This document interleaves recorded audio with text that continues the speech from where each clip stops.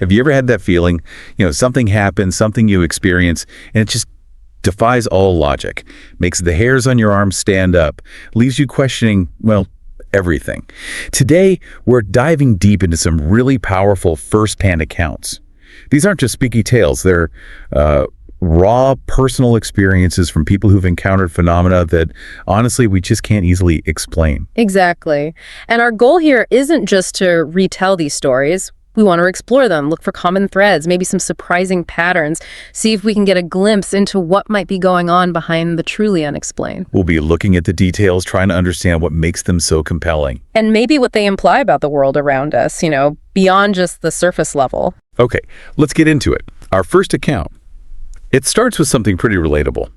House hunting. But for this couple, it turned into something else entirely. Something deeply unsettling. So picture this. They find a house, looks promising, nice area, price is right. It's clearly an older place, the kind lived in by elderly folks for a long time. Dated decor, even had one of those electric stair chairs down to the basement. The initial walkthrough upstairs, totally fine, normal house stuff. But then they get to the basement, and right away the atmosphere shifts. Big time. The lights, crucially, don't work. The dark basement trope. Always a good start. Right. So you go down the stairs, and there's a finished area to the left, unfinished utility space to the right. Joe got the right side first. While the narrator's looking at, the furnace or whatever, his wife heads towards the finished part on the left, but she stops, pulls back almost immediately. Okay. So she just could not go in that room. Felt, and this is the key part, a physical force push on her shoulders. Wow, a physical sensation, not just a feeling. Exactly. The realtor, maybe thinking, just dark and creepy, gives it a try. Same thing. Instantly turns around, says she felt extreme anxiety and just knew she was not welcomed. Two people, same immediate strong reaction. A physical push, overwhelming anxiety that's way beyond just, this room feels a bit off. So when you have multiple people, independent experiences, but they're that consistent, feeling this intense rejection from a space, what does that point to? Well, that consistency is, it's incredibly significant. It strongly suggests something more objective is happening there. It moves beyond subjective fear into what researchers often call place memory, or perhaps a residual haunting. Residual haunting. Yeah, the idea that strong emotions or events can somehow imprint on a location, like an echo. And it's not just one person's bad vibe, it's affecting different people in a similar, very forceful way. That points towards a shared, maybe objective presence. Okay, so the narrator, he's initially kind of amused, right? Right. Watching his wife and the realtor bail out. He decides, okay, my turn. Gets his phone flashlight out. Brave man. Or foolish. Maybe a bit of both. He goes in, takes maybe 2 steps, and bam. He says he was frozen in my tracks by a paralyzing anxiety. Felt chilled to the core, physically tensed up like his body just wanted to recoil. So the same feeling hit him too. Instantly. He just knew he wasn't welcome. That he'd stepped into a space already occupied by something or someone else. And weird detail. His phone light, it barely cut through the darkness in there, except for this one small window that seemed to glow faintly. He got out fast. Understandable. 3 for 3 on the bad feelings. And then it gets stranger. As they're leaving the house, walking outside, his wife finds a piece of yellow lace stuck to her sweater. They both remember seeing that exact piece of lace in an old craft room upstairs and deliberately leaving it there. They specifically didn't want to take anything from that house with them. So something followed them out, in a way, or was given to them. Maybe. And that night, the narrator has this short, vivid dream. He's back in the house, standing at the top of the basement stairs, and he watches that electric stair chair just descend by itself into the darkness. He felt like he was being baited back into the basement. Dylan. Yeah. His theory, after thinking it all over, was that there were maybe 2 entities. An old woman upstairs may be responsible for the generally okay feeling up there, and the lace who was more welcoming. And then an old man in the basement, very territorial, giving off that strong, get out of my house vibe. Yeah. Does that idea of, dual presences fit with other accounts? Oh, absolutely. It's actually quite common in haunting investigations. You can have different types of phenomena on one location, maybe a residual energy, like an echo of the past, coexisting with a more aware, intelligent entity that has its own defined space or reaction. So different layers of weirdness in the same place. Pretty much. The narrator's theory of a welcoming presence upstairs and an unwelcoming one downstairs lines up perfectly with how a place can feel both okay and deeply threatening, depending on where you are inside it. Okay, let's shift gears.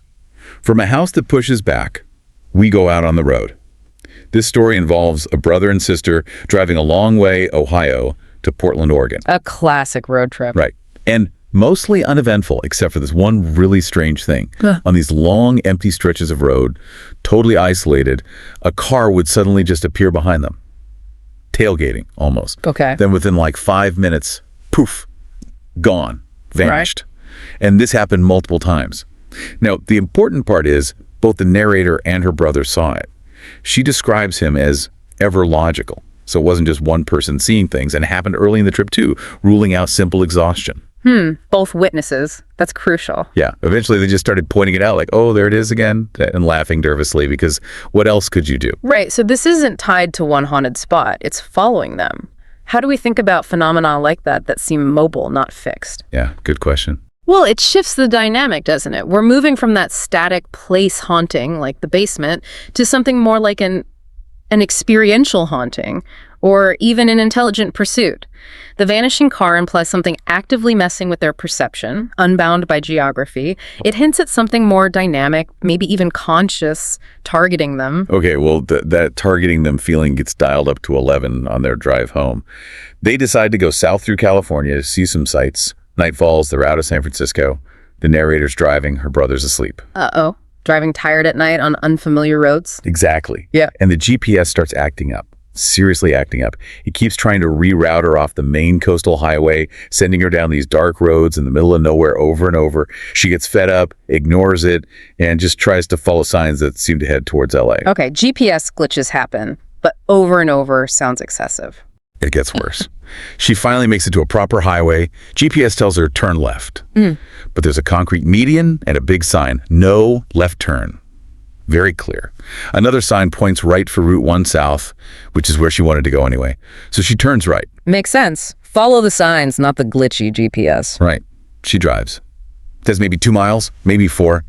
She checked the time obsessively, about 5 minutes on this highway. Yeah. And the moment she made that right turn, the GPS just freaked out. Literally started spinning the map. So, stopped working entirely. Wouldn't reroute, nothing. Complete malfunction. So, totally stressed now, she takes the next exit she sees. And as she does, a car pulls off right behind her. It makes the same first turn she does, then the next, and the next. It's following her. Oh, no. Yeah, the headlights are glaring in her rearview mirror. She's now on these pitch black country roads, totally lost, GPS dead, brother asleep, and this car's right behind her. She's terrified, crying, convinced they're going to be killed.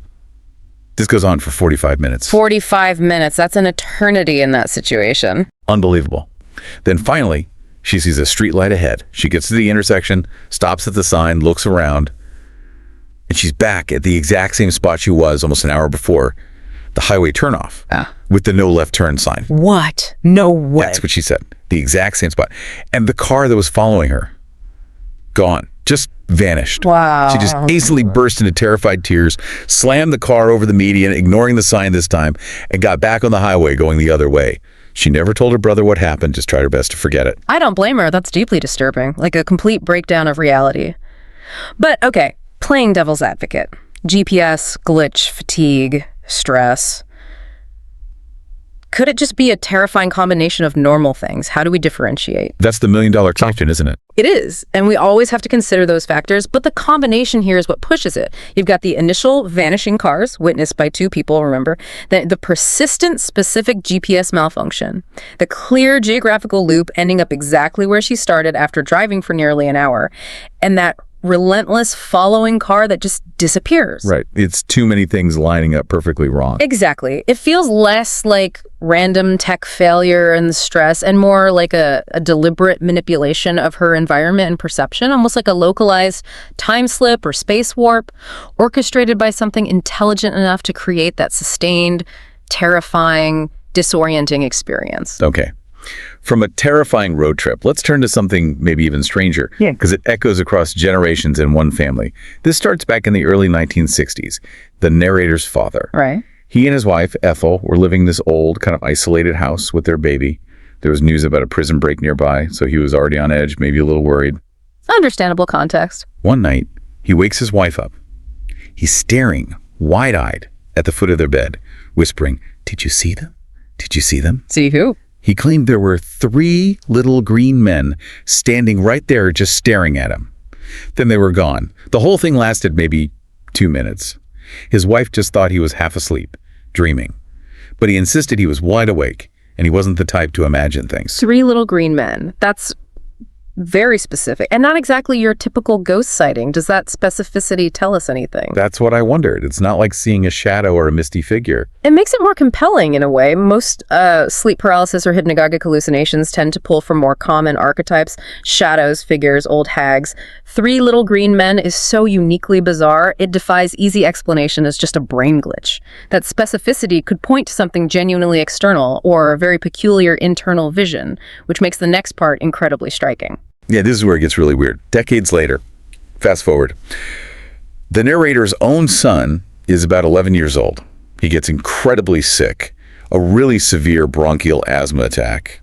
Scary stuff. Oh, wow. Okay. High stress, severe illness. Right. A couple months after he recovers, he's just chatting with his mom, the narrator. And he says, completely out of the blue, I thought I was going to die that night, Mom. And then mostly when I saw the 3 little green men. No. Yes. He said, they were beside the bed, just staring at me. One was playing the drums. Playing the drums. The narrator was absolutely floored. Her son had zero knowledge of his grandfather's story from 60 years earlier. She and her own mother, Ethel, were just flabbergasted. The exact same bizarre detail, plus an even weirder addition. That's uncanny. The identical core vision, separated by decades and with no prior knowledge. The son's in his 30s now. Nothing like that has happened since. But the narrator says she keeps an ear out, wondering about his kids. Now, the logical question. The son was gravely ill. Could it have been a really intense fever dream or a hallucination brought on by the illness and lack of oxygen? Maybe. That's a very fair question. Severe illness absolutely can cause hallucinations, but again, it's the specificity. The identical 3 little green men and then the added detail, one playing the drums, which is just surreal appearing in a child who couldn't have known his grandfather's experience. It makes it hard to dismiss. It does. It suggests something beyond a random illness-induced image, maybe a familial predisposition, like a shared sensitivity within that family line, or perhaps their minds under extreme stress or vulnerability resonate with or perceive a specific type of entity or energy in a unique recurring way. It points to a really deep, possibly inherited link to this phenomenon. Oh. Okay, finally, let's talk about sharing your home with unseen inhabitants. This account describes 2 very different kinds of presences in one house. The family moved in around 2011. Right away, weird little things started happening with the doors. They'd find them locked, even if they'd left them cracked open. That went on for about 6 months, then just stopped. Poltergeist lead activity to start? Kind of. But then things focused, especially around the master bathroom and an adjacent closet nobody really used. The narrator got creeped out in there, his mom too. Even his dad admitted it felt off. One day, the narrator's home alone, walks into the bathroom and just freezes. Oh. He sees this young guy just standing there at the end of the bathroom, makes eye contact, sees his bloodshot eyes, and then understandably hightailed it out of there. Okay, a full visual apparition. Yeah, and later his mom described seeing the exact same thing. A young guy, probably 19, relatively tall, 6 foot. His sister started seeing him too, often waking up to find him standing across the room staring at her before watching him fade through the wall. Multiple witnesses again. Even the hardcore skeptic brother woke up one night, saw some dude standing next to his bed staring at him, yelled, and the figure backed through the wall. The dad also heard strange noises from that creepy closet sometimes. So the whole family essentially is experiencing this figure. Pretty much. They actually kind of came to accept him. They think he's maybe friendly or just troubled. Apparently, he's even gotten friendlier, once mimicking the narrator waving his arms around. That's fascinating. The consistency across the family, even the skeptic, points towards an intelligent, interactive entity, not just a replay or a feeling. He seems aware of them, interacts, even mimics. That's very different from the residual energy in the first story's basement. This sounds like a classic intelligent haunting. Right, but the family agrees he's not the only one here. There's something else, another dark figure lurking in the background. Okay, the mood shifts. Big time. Both the narrator and his mother started experiencing these episodes, a terrifying choking sensation, often accompanied by what they call concussive type symptoms, like feeling disoriented, foggy, pressure, but without actually being hit. Okay, physical effects again, but different, more oppressive. Yeah, and these episodes would last maybe a week or two, then stop. Weirdly, it would only affect one of them at a time, never both simultaneously. Targeted, perhaps? It seems like it. And for the narrator, these physical episodes were often linked to disturbing dreams. They'd start normal, then slowly start to deteriorate. He'd feel confused, couldn't think straight, and there was always a shadow person present in the dream. Shadow person, a very common element in darker paranormal accounts. If he looked directly at this shadow person in the dream, it would lunge at me and sort of take over my limbs. He described uncontrollable shaking, feeling incredibly lethargic, having illiterate or disturbing thoughts forced into his mind, a warping sensation or a sound, feeling his neck twisted, trouble breathing, his sight fading. Good grief. That sounds like sleep paralysis amplified into a full-blown psychic assault. He'd wake up terrified, shaking in bed with the feeling that something was crawling off of me. His mom reported very similar dream experiences. It got so bad these attacks only happened when they slept at night that the narrator completely changed his sleep schedule. He refuses to sleep at night now, only falling asleep around 8 a.m.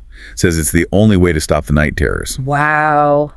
That's drastic. So this second entity, it sounds far more malevolent, actively hostile. What are we potentially looking at here? Yeah, it's a stark contrast to the young guy. Definitely. This points towards something much darker. Some might call it a psychic attack or even an entity attachment. The choking, the concussive symptoms, those suggest a non-physical oppression.